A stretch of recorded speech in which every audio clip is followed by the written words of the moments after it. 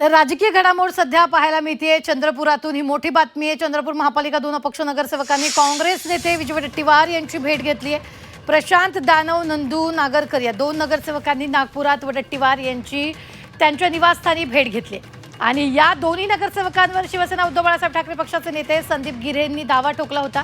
दरम्यान याच वेळी काँग्रेस नेते सुनील केदार देखील वडेट्टीवारांच्या निवासस्थानी जाऊन त्यांनी भेट घेतली। यावेळी बोलताना चंद्रपुरात सत्ता स्थापन करण्याचा दावा वडेट्टीवारांनी केलेला आहे।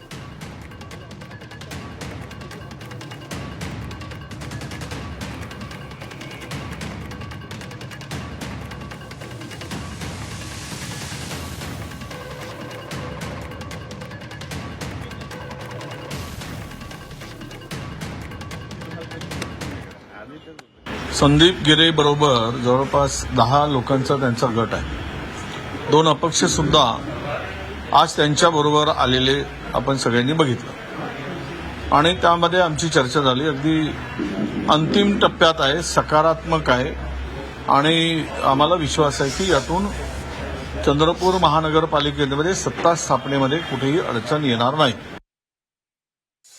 विजय वडेट्टीवार यांच्या घरी आता सुनीलजी केदार साहेब, आम्ही आमच्या पक्षातले वंचितचे पदाधिकारी, अपक्ष नगरसेवक आम्ही सगळे बसून त्यांच्यासोबत चर्चा केली। आमची जी भूमिका आहे त्यांच्यासमोर काल पण मांडली होती ना, आज पण आम्ही स्पष्टपणे मांडली।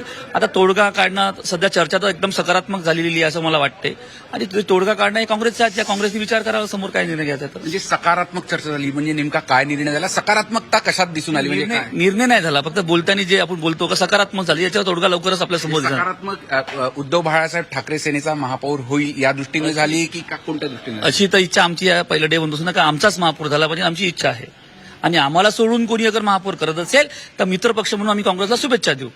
सगळ्यात महत्वाचा आता सुनील केदारजी पण होते, विजय वडेट्टीवार पण होते, पण धानोरकर मॅडम नव्हता। त्यांच्याशी काही टेलिफोनिक चर्चा झाली? कारण की तुम्ही विजय वडेट्टीवारांशी चर्चा करताय, सुनील केदार पण उपस्थित होते, काय आश्वासन दिलं किंवा काय बोलणं झालं?